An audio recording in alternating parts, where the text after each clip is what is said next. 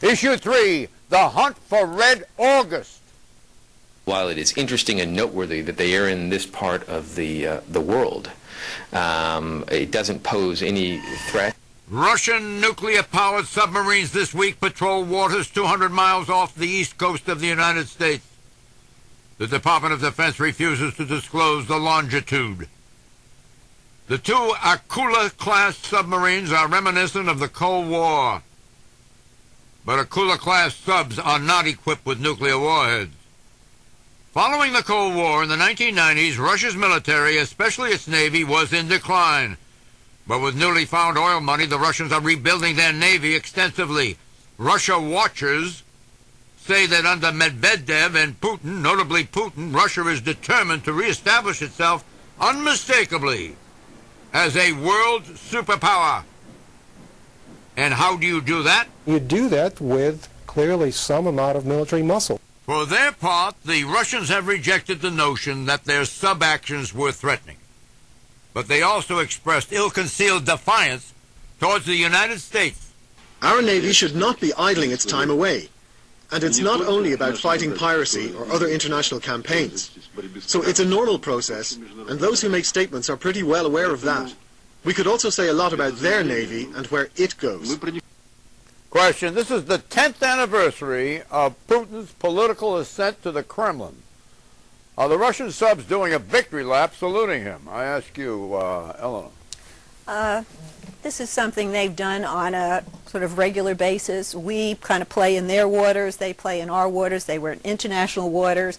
Their Navy is in pretty pathetic shape. I mean, it's kind of a miracle they were able to get these subs here. I think this is all about them trying to grandstand a little on the international stage. I would not get too upset about them, but I'm sure the neocon philosophy that thinks Russia is ready to pounce and this is a new Cold War, will view this as very threatening. It doesn't keep me up at night. People like Monica? I didn't mention any names. You want to respond to that attack? I would love to respond to that. Look, the Cold War... That was a torpedo, wasn't it? A direct cruise missile.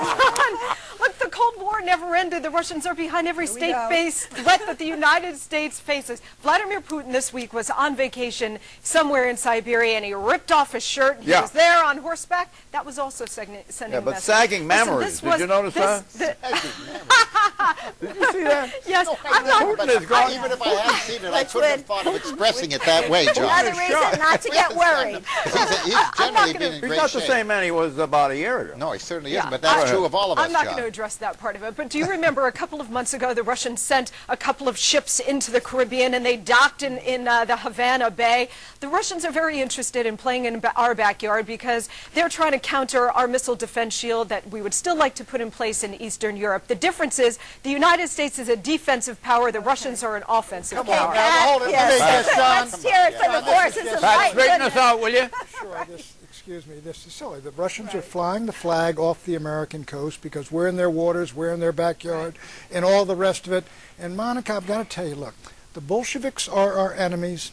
The Russians are our friends. The Russians Vladimir Putin is your friend, the Russian nation and Russian people are natural allies of the United States of America. Once communism was overthrown, we're talking about the Russian government. The Russian government is autocratic. Let him finish. It's been autocratic since Peter the Great. They like autocracy. It's none of our business. Yeah. I agree. That has nothing to do How with they govern themselves is none of our business. The coast of They're also concerned about what? They're concerned about Abkhazia. They're concerned about encirclement. They always have been. They're concerned about NATO going into Ukraine and Georgia, and NATO should not go. And we are encircling them, are we not? NATO is moved all the way up to Right.